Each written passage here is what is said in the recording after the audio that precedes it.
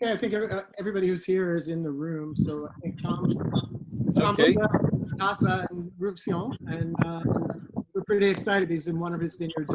Tell us a bunch of I'm obviously very excited too, Kevin. Thanks. As Kevin kindly introduced me, I'm Tom Libber from Domain Matassa, and as you can maybe already know and hear from my accent, I'm South African, New Zealander. I've been living in France and working here, and starting a family for the last 18 years. And this is where we're standing is the next phase of development of Domain Matassa, and we're in a vineyard called Lemire, which has some vague meaning I can't actually think of right now. And it's on a black soil, and it's above the new property we purchased above and across the river, which is called Mas Ferriol. And we bought this house and winery, which is dating back to the 17th century. We bought it last year from Isabelle and Jean-Luc Chaussat in Jolly Ferriol. And our project for the next foreseeable future is to restore the land around the Mas. We've been working on the winery for the last year, and this 8-hectare block of vineyards across the river, which we started working on 2 years ago. So it's we're on the road here to organic certification. Obviously, I should point out this vineyard site did not belong to Domain Jolly Ferriol. So we've been working in organic conversion, obviously since the get-go, which is I believe in a very radical stopping of all chemical usage. So we go from I think in fact the last time this got weed killer was around 3 years ago. But so we're in the middle of quite a challenging vintage this year. I think we're sitting on about 3 times our usual annual rainfall in the 6 months, the last 6 months. So it's been a very wet winter, a very wet spring, and we've got an old Carignan vineyard behind us. It's around 70 years old, 2-hectare block, which is lovely on these black Marne soils, and from this and the Mourvèdre vineyard, excuse me, above us, we made the cuvée Ace of Spades last year, and the name coming from the blackness of the soil as well. So it's quite an unusual soil type in our area. There's a few little blocks of it, and this pitch black nature comes from ancient volcanic activity, because we're actually here on this site right at the tip of the Corbière, where that runs into the Roussillon. So the Roussillon being the Pyrénées Orientales, it's we're right on the Mediterranean, which if the day was a bit clearer, we could probably see a slice of sea, but it's not clear, so we won't. Excuse me, it's not COVID, it's a bit of a allergy and just general tiredness. We've been doing a lot of early mornings in the last month, 6 weeks, as we try and beat the heat of the day by starting at around 5. And in a vineyard like this, we've had to, beyond the usual work, we've had a lot of work trying to contain the cover crop, which got rolled flat about a month ago, around the time just prior to flowering of the grape bunches. And we don't want too much competition at that point. The cover crop came back due to all the rain we were having. And so we actually just mowed this vineyard today, and we'll be using a little Caterpillar tractor to do that. and by hand, because it's planted quite close together. So we can't get one of our normal vineyard tractors here. And a month ago, as I say, during flowering, we were getting a lot of strong winds, which we used to, but it was in combination with a lot of, excuse me again, a lot of wind. So a lot of rain, a lot of wind meant we had a lot of growth, which was very tender. So we got a lot of breakage due to wind. You can see on a vine like this, thanks, sweetheart, the breakage there is by more recent wind. And then you can also see here, for example, this is caused by mildew, which is a bit of a bastard in and it's just taken off the shoulder of bunches here and there. And in the worst cases, thanks, sweetie. In the worst cases, it's taken out the bunch entirely. But we've still got grapes. The vineyards, certainly with a lot of help, for example, during flowering, we took off a lot of the leaves around the bunches to get the light in, to get the air circulating, to benefit a maximum from whenever the tramontana was working and not the meringue, which is the sea wind bringing a lot more humidity. And so we were treating with, like last year, for example, we didn't have to use copper. It was just insanely hot and dry. So there was no mildew stress. This year we're using some copper, but the legal amount we can use has actually come down again. Though I don't think in the 18 years I've been working we've ever come close to using the legal amount in organics. Though this year we will not be far off. It's certainly by far the wettest vintage I've experienced in the Roussillon. In fact, I think it's the wettest vintage I've experienced anywhere, and that would be including in New Zealand. So the treatment, obviously, okay, a bit of sulfur, a bit of copper. We're using also at different times teas we make from nettle, prel, which is horsetail, Equisetum arbensae.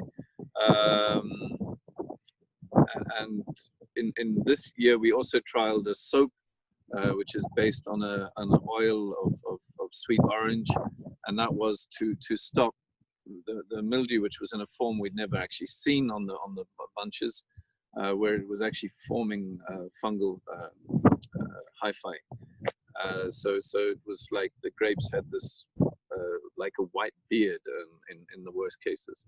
But fortunately, we got that turned the next day, and we got the tramontana blowing, and I think a combination of the treatments we were doing stopped the spread of the disease and meant that we actually got a crop. We probably lost around 20% maximum, I guess, which this year is actually not so bad. Every year there's going to be something. We start with an ideal amount of grapes or flowers, I guess, and obviously one shouldn't count the chickens before they hatched, but mentally you like to think you're going to bring in this potential crop. One never does. Again, 100% of that. This year, certain of our neighbors have lost huge amounts of grapes. Last year we were very hard hit by the heat wave, particularly on the muscats, muscat petitgrain, which is quite delicate. Muscat d'Alexandrie and Macabou, the reds came out of it far better, even though it was prior to Veraison.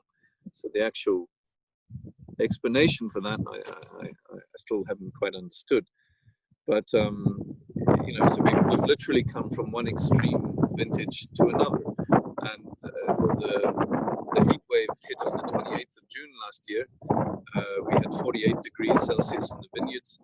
This year we got from 48 to 28 on the same day. So right now it's a very cool tramontana blowing. We got maybe 30 degrees tops today, and already by this evening it's down to 20. So, you know, we're certainly not out of the woods yet, but the idea is the ideal, and the hope is that we're going to actually come up with a very nice, interesting vintage this year. And we're going to do literally a little virtual tour. Unfortunately, I don't have a drone. I do have my lovely daughter Judith, and she's going to do her best to follow me around the vineyard. And this new site, as I say, we took it over 2 years ago, and it's around 7. I think I bought it for 8 hectares of vineyards, but there's actually around 7. One's always getting cheated a little bit in these things. And satellite imagery does come in useful. So we're starting here in the Carignan. We're going to move up, and in fact, yeah, let's go this way. We'll move up. There's on my right hand side here, there's a very old Muscat d'Alexandrie that is, and I should point out this black soil is very constant through this site. I mean, generally in this area, soil types can change within one portion of a vineyard to another. But on this site, and this is something that attracted me to the site a lot in the first place, is that this beautiful black soil, which is very rich in potassium from its volcanic influences, is completely constant throughout this 7 to 8 hectare amphitheater, slightly rolling, a little bit hard to map out actually. So the Muscat d'Alexandrie, this one is not going to give us a lot of grapes. It's but I'm hoping in the next 2-3 years we're going to build up the soil. Sweetie, can you film? You can film a little bit here, and you can see that this is we've got this daikon, there's peas. There's a bit of the cover crop drying out, and that will be lightly disked back into the soil, and hopefully a lot of these will reseed. So there's all kinds of stuff in there. There's clover, daikon, 2 different clovers, oats, wheat, and one of the big challenges of taking over these beautiful old vineyards on this amazing soil, or any of the amazing soils, because I mean, let's face it, they're all amazing, is that when we buy them, and I think this goes pretty much for any agricultural land that you're going to buy anywhere in the world today, you unless you're extremely lucky, your average soil organic matter content is around 1%, which is not a lot. So 1% of soil organic matter, you can, in 1 square meter of soil, you will hold about 7 liters of water. A healthy, very healthy soil, which is a very rare thing. And if you start young, it'll take you your entire life to get a vineyard like this up to 5% of soil organic matter. But that vineyard, that soil, that meter would then hold 70 to 80 liters of water. So you're actually doing away with the need for things like irrigation, which has become the sort of knee-jerk, short-term solution, short-thinking solution to a lot of I think increasingly, and especially in warm, dry places like this, rainfall has become more and more unpredictable.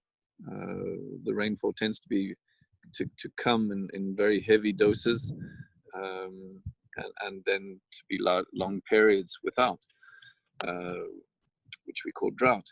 And this has been, I think, now a fairly constant theme through California, through Australia, South Australia, certainly in South Africa, places I know, even New Zealand has been through some drought this this past season, and that is certainly a pretty strange thing for New Zealand, which is a fairly endlessly green place in my memory. So obviously we're taking a vineyard over. We're thinking about the wines we're going to make, but that's in the short term. Each year we're going to tweak stuff, move it around, trial, error, a lot of both. But in the long term, we have to have a plan as well.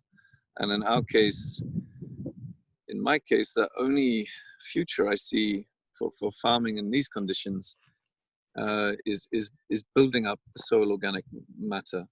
And I keep hearing about big companies wanting to buy higher and higher sites in the mountains, and it's a bit maybe like the Elon, whatever the hell his name is, Musk thing of flying off to Mars.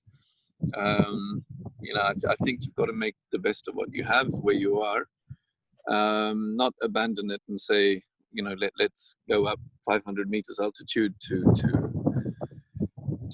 benefit from cooler temperatures and to benefit from from more rainfall, more regular rainfall. We all participate in the decline or the change in the climate, and I think we all should participate in trying to reverse that. And it's when you're taking on a site like this, it has to be within a long-term vision. Because if you're buying vineyards, I think the youngest vineyard in this site is up here, which is Muscat Petitgrain, and this is like 25 years old. It was a 2-hectare block, so again, this is something planted maybe with a different perspective to the one we would have, i.e. to harvest with a machine. And here you can see we actually cut the vineyard in two. We took out 10 vines right across, so about 20 rows. So we took out about 200 vines, and that's just to make it a more human scale. So we now have 2 blocks of slightly less than a hectare each, and also that'll include some trees along between this passage, so we can actually bring some verticality into the site. Things like bats can find their way around a lot better. Birds, the nesting insects. The problem, obviously, when you get like a big block of vines, and this is not a massive block by world standards. I think I've seen 50-hectare blocks before. But you need also to encourage a maximum amount of biodiversity, because for example, we have maybe one of our bigger viticultural problems in this area is something called ver de la grappe, grape worm, eudemies, and that's obviously a little moth which lays a worm in the bunch, and there's 3, 4, 5 stages, and by the end, if you let it run, it can destroy the grapes. They get all mushy. They come in already with 1 gram of volatile acidity, and it's a pretty bad prospect in terms of making natural wine with that kind of stuff. We need very healthy grapes, obviously. We don't use sulfur. We don't use any other winemaking tools. So, but the treatments, and including the organic ones, involve things like bacteria, which I don't like. I don't want to use a single strain of bacteria as a treatment, either for the vineyards or for us, the people working in the vineyards. But I mean, the Ver de la Grappe, I think it has something like 2,000 natural predators in metropolitan France. So, that's a lot of different bugs and creatures, not just bugs. But whether it's predator wasps or birds, I think some of the mésange bleu, or swallows will eat up to several thousand of these insects in a day. So bats as well, they chow through enormous amounts of these sort of things. So we're also thinking about how to attract the natural predators back into this environment. And during the period where people were spraying with pesticides, it meant that most of the insects were dying. So with a lack of insects, the good and the bad, and however we choose to define them, the whole food chain gets broken.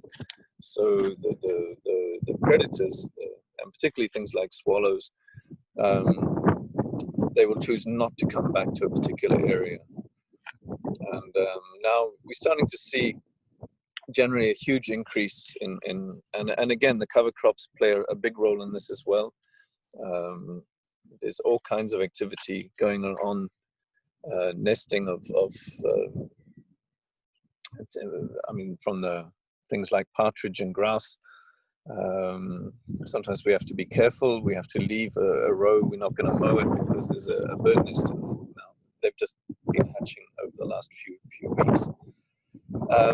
So it's a very gradual and kind of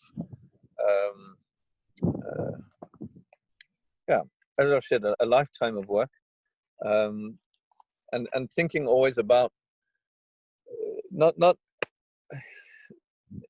impacting on a problem with one solution, trying to work around it.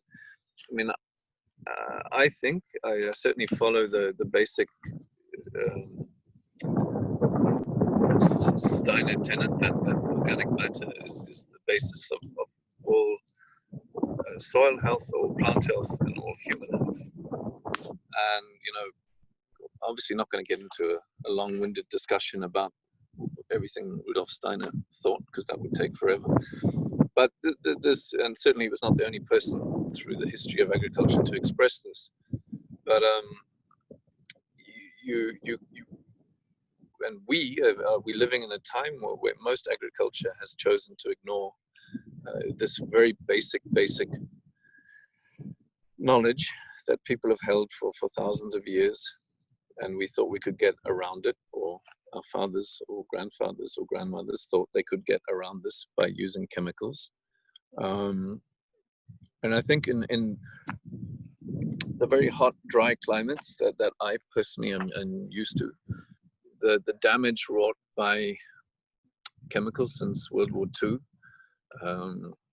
especially when you're adding synthetic molecules on top, which is post-World War II, on top of chemical fertilizers, which were towards the end of the 19th century.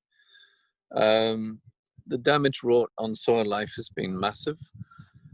And obviously then a completely skewed idea of what farming is and how you sustain fertility. Instead of being an ongoing process, it became something rapid and easy. Everything came down to a handful of chemical salts. A handful for every vine. And from there, you would then, your main job would just be to make sure that weeds didn't benefit from that handful. And so you would have to keep the vineyard as clean as possible. So, to a point where after 30, 40 years of intensive chemical use, I think just basic grape quality and wine quality, in these kind of climates, it falls very low. I think there's a buffer period in wetter, cooler climates, simply because there's more regular rainfall.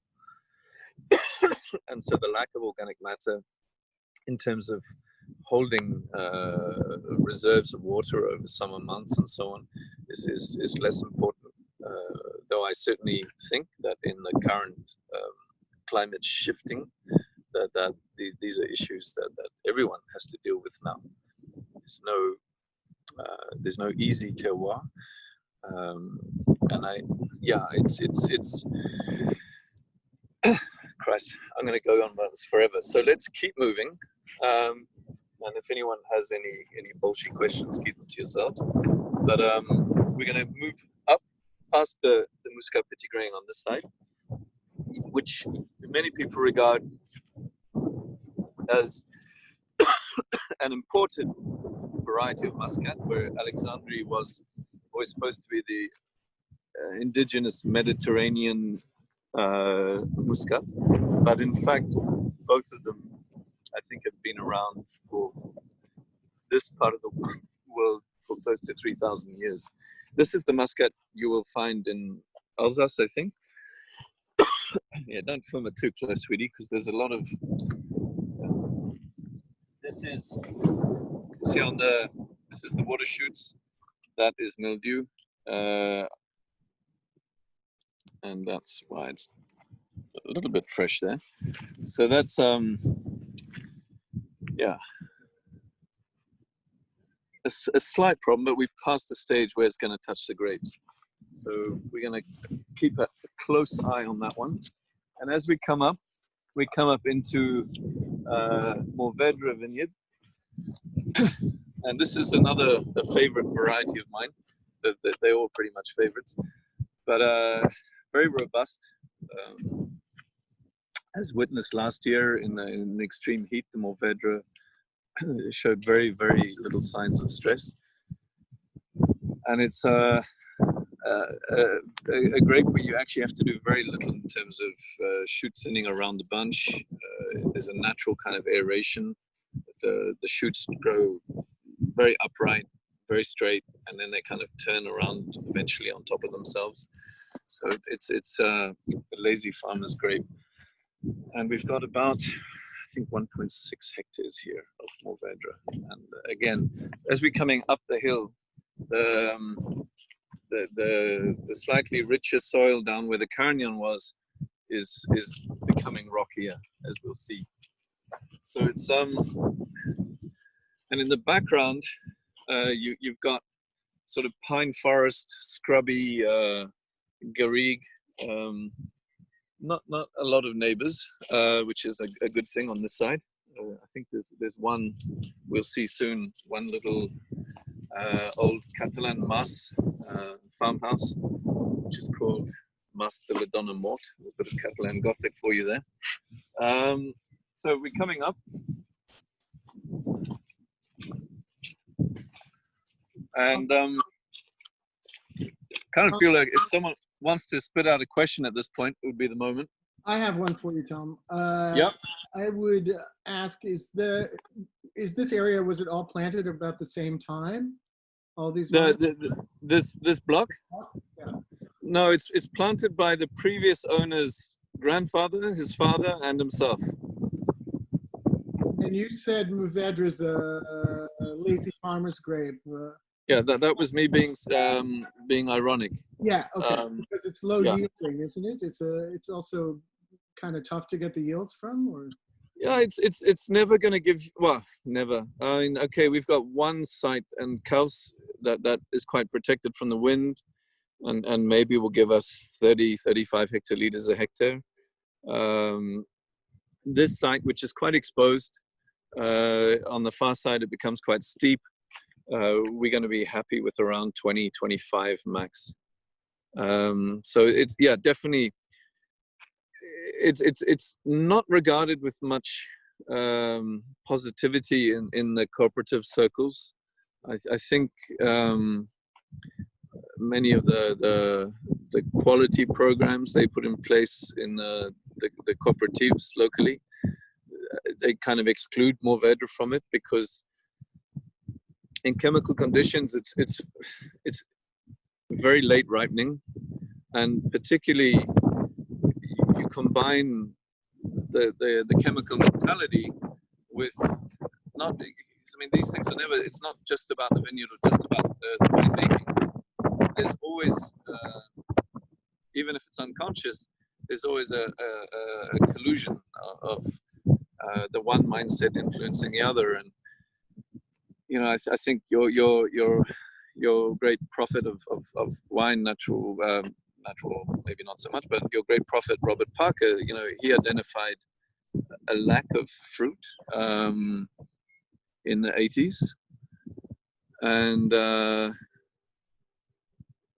his solution was to say, well, hey, isn't the 82 vintage amazing because it tastes like Rioja in Bordeaux, and you got a lot of sun that year, the grapes were ultra ripe, a lot of glycerol, heavy fat, gobs of fruit, all that shit that we know and love, and that sort of, a lot of the jargon, the physiological ripeness, that shit is we forget how much that has taken over large scale winemaking everywhere.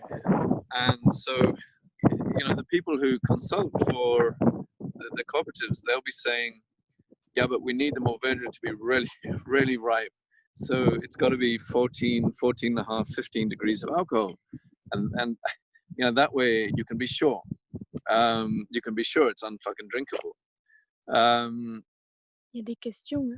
Oh, really? Yeah. Oh, There's God. a couple of questions.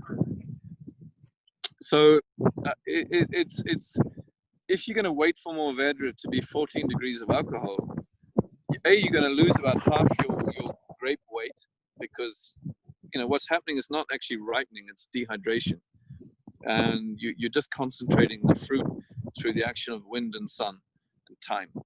So you're making like a straw wine on the vine, and the actual flavor for a table wine is pretty gross. You can add water, and this is usually what happens, is water is added back in the winery, and the theory being that you then have physiologically ripe grapes, and this is the whole, everyone's seen Mondovino, the whole Parker, Roland, and they weren't the only agents in this movement, otherwise it would be quite incredible. But I mean, it's infiltrated right through to the lowest kind of denominator supermarket winemaking, this logic. So previously, where people would pick Mourvèdre at 12 degrees alcohol, now they pick it at 14 and a half. It still tastes like shit. It's still, it's now on wire often. It's not on gobelet, it's not on bush vines. And so frequently you're getting one side that's more ripe than the other, and production will get cranked up chemically. So it's now maybe sitting with 60, 70 hectoliters a hectare. There's a lot of factors. And then the grape's initial reluctance or slowness to make sugar. So, Mourvèdre has never been a variety that made a shit ton of sugar easily. And, that's one of the reasons it wasn't replanted in this area after phylloxera. Because it was very slow to make the large degrees of sugar you needed to make vin doux naturel, the muted wine. So if you think back to the 80s wines from Tempierre, they were 12 degrees of alcohol, maybe 12 and a half or 13 from an exceptionally ripe vintage, 89 or something in the Cabernet Vineyard. But otherwise, it was pretty much a 12 and a half affair, as a lot of wines all over the world were. But, we hear all kinds of excuses and bullshit now, like it's clones, or it's the weather or the climate or this and that. But it's not, it's people. And it's the choices you make, hopefully as a human being and not as a cog in a machine, are actually what determine that, not external factors. That is crap. So questions? Continuing with the idea of talking about the Mourvèdre, somebody's asking, is there a big difference in the way it was last year as opposed to this year because of this type of weather change, this different extreme? Yeah, I mean, we're only in the beginning. We're not even in. Are we in July? Maybe. It's June. Oui. Okay, we're at the cusp of July, so it's July is really the month where your ripening happens for us, and that's the month of veraison, where the grapes are changing color and the trooping of the color. It's the vintage is made in July in terms of the real factors. We've got an amazing base in terms of a reasonable crop, probably across the entire domain. I hate saying this sort of thing, but we're currently sitting on around 25 hectoliters a hectare. That could change at any moment until we actually harvest. You know, last year we got this crazy flash of heat on the 28th of June, but that was not the vintage. It was just a bum note in a otherwise beautiful vintage, and we didn't have extreme heat last year. And this is something, you know, people tasting at the Deep Bouteille were remarking on that. And since people who've drunk the wines, that it's not a hot vintage profile. And so, you know, our defining moment, yes, was this massive smash of heat, but it wasn't the vintage. And the rest of it was warm. I mean, but it didn't often get above 40 degrees Celsius, which for me is more defining of where I find flavor profiles start to change, acidity start to go down, pH starts to come up, is when you're getting, and particularly towards late July, as you know, by that stage the grapes are finishing. A lot of the early grapes are finishing Veraison. It's a very rapid process for us, but yeah, it's still very hard to say, because you know, now we're starting to get more and more Tramontana blowing. We're getting warm days, so yeah, but the Mourvèdre wasn't touched by that flash of heat last year. Neither was the Carignan.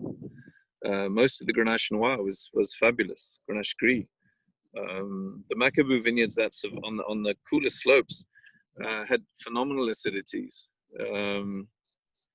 So it's definitely a different vintage. You know, what I come out with the 19 vintage with is a feeling of clarity and a lightness that a lot of people verbally weren't communicating about that vintage. And it reminds me a little bit of a completely different vintage, but that 2013, where the wines had a similar limpid character. This year, I don't know, I feel the connection to 2014, maybe because I was moving house a lot and then as well, but 2002 maybe, also very wet, cool start to the year with, but it's too early to say. July will be the decider of what we get, but we have the water reserves, that's for sure. Somebody's asking about transitioning from conventional to organic farming, and what the one of my favorite subjects. What are the stress on the vines? This vineyard, were there systemic fertilizers used there before? No. Right? Okay. At some very distant point, the guy, well, we don't say systemic, we say chemical fertilizer. Systemic refers to the molecules of synthetic molecules which enter into the plant's system to defend it against disease. Chemical fertilizer, NPK, was developed by Leipzig in, I think, 1860 or something in Germany. And that's, well, I guess you can, synthetically made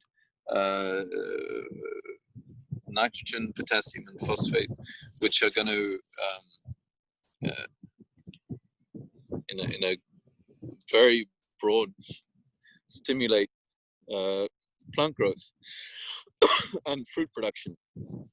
Unfortunately, as salts, they also suck the moisture out of cell wall, single cell life forms that make up a large proportion of soil life.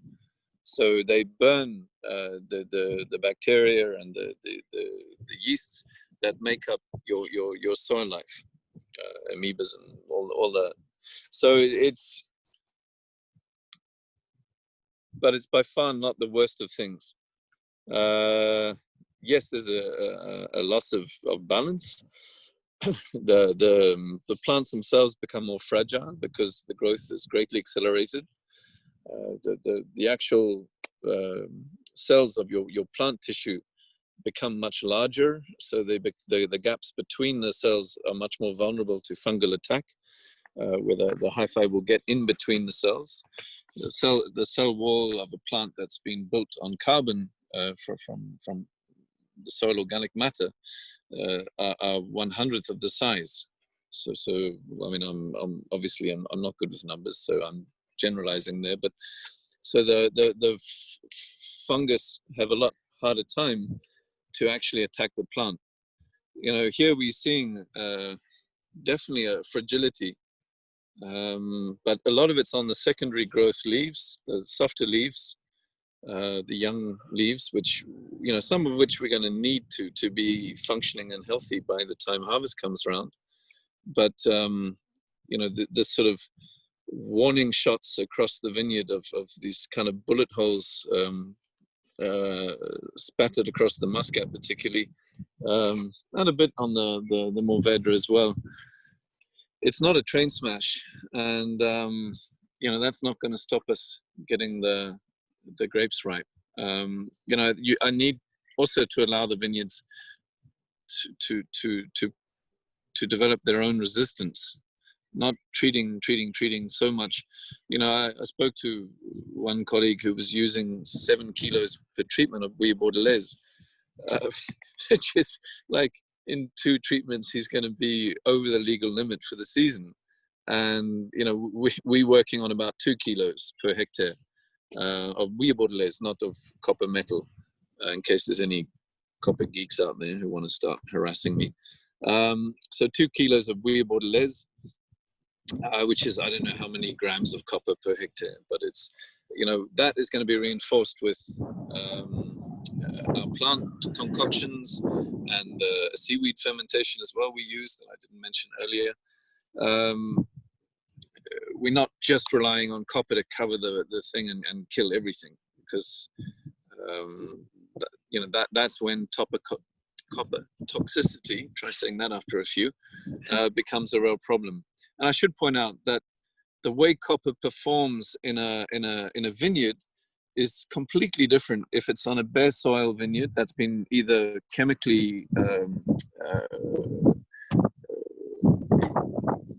cleaned or mechanically cleaned, which is plowing. You know, you still find organic or so-called biodynamic practitioners plowing the shit out of their vineyards 5-6 times in a season, so there's not a single plant growing. And effectively in those conditions, the copper builds up very quickly. Different plants will take up and use copper in different ways. It becomes much less of a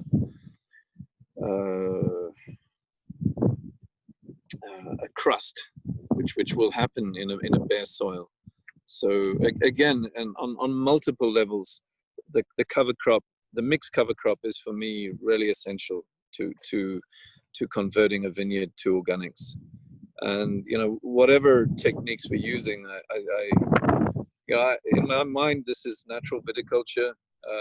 It's you know, everyone gets so confused between organics and biodynamics already, which is, you know, I think very much a false path. You know, we should be looking at measures of organic matter in soil, not how much concoction of one thing or another you're spraying. And this is very much the supermarket mentality, is that we're always trying to measure our worth in terms of products. And you know, what actually matters is the soil organic matter levels in the soil, and the amount of microbial activity, the amount of earthworms active. You know, counting your earthworms from time to time, doing a test in a square meter, is also a valuable tool. Une question. Yep. Je sais pas comment il faut faire. Okay. Go ahead, Judith. Sorry, we're very new at this. You may Je crois figure que this out. c'est à moi. J'ai peur de cliquer. Yeah, okay, sweetie. You don't read the questions, Angel. Non. Kevin, how are we Yeah, looking? well, somebody wants to know how you measure organic matter in the soil. How do you do that? Well, okay, there's Now? pretty simple tests you can do. You can Google that, but it's basically shaking up soil in a beaker with water and then looking at deposits and so on. But the way we do it, because in some things I like to be quite technical, we get full analyses done by a proper laboratory. So, they will be quite precise. They will be quite precise in terms of, we're looking at a whole range of things, obviously including soil pH. Especially here, we're shifting onto a very calcareous soil. We need to know there's not blockages occurring in the fertility cycle due to different bindings of minerals, due to the treatment in the past, due to compaction, due to the general use and abuse over what has probably not just been hundreds but thousands of years of agriculture. Vineyards have been done here for an awfully long time, and clearly they haven't always been done well. I mean, I think a lot of the time, yes, otherwise people wouldn't still be farming vineyards today. But we're coming out of a pretty unprecedented time in just horrific abuse of technology. And I certainly don't say all technology is bad, but in farming terms, most of it is. And though I do love a tractor from time to time, but in terms of certainly soil analysis is a useful tool, and talking to people who are actually highly qualified scientifically is also a good idea. I tend to get a lot more sense out of a good viticulturalist than someone who thinks they know a lot about Steiner. The question is, what would be the measure of organic in soil that has a virgin soil, in something that hasn't been formed, that hasn't been? Sorry, what is in virgin soil? What would be the organic? What would be the measure of the organic? What would be the level of organic matter? Okay, that's a tricky one, but they're gonna. Some will say maybe in a healthy. There's a lot of variables, but say around 5%. Yeah. 4 to 5%. Okay. Cool. But it's very rare to actually find somewhere that is not being worked over in some way. But that would certainly be a major goal. And some of the sites we've been working for 15, 16, 17 years around Kals, we're getting up around 3%. And that when I tend to do composting of loose compost, for example, we're not going to put 2 or 3 tons on a hectare. We're going to try rather every 3 years, 4 years to do 5 hectares a year and put on 20, 30, 50 tons on a hectare. We're going to do the green manure, the cover crop.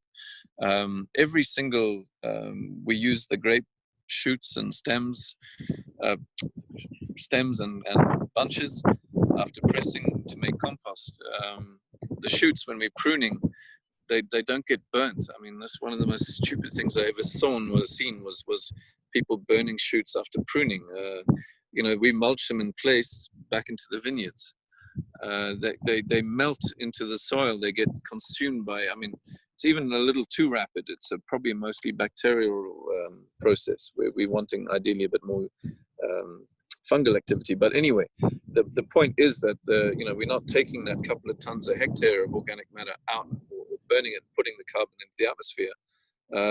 We're putting it back into the soil, and that it's a constant refrain that is actually pretty boring when you're a conversational partner, but which I'm not. But it's so essential in terms of farming, and Yeah, I go on way too much about that. I know. Well, And I haven't even had anything to drink yet. We're going to give you a break, and you can have an apero now and reclaim your voice. Thank you, Tim. This, as always, with you, it's always so much to learn and so interesting to hear your point of view on so many things. So, well, if I offended anyone, I'm sorry, but not really. We hope. And I'm sure anyone who did actually tune into this probably knows me already anyway. So, yeah, I hope people didn't get too bored there. And love you all. Thanks so much. And here's hoping for 2020 as a vintage. To see you sometime soon, we hope. At least by winter. Bye. Bye-bye. Be well.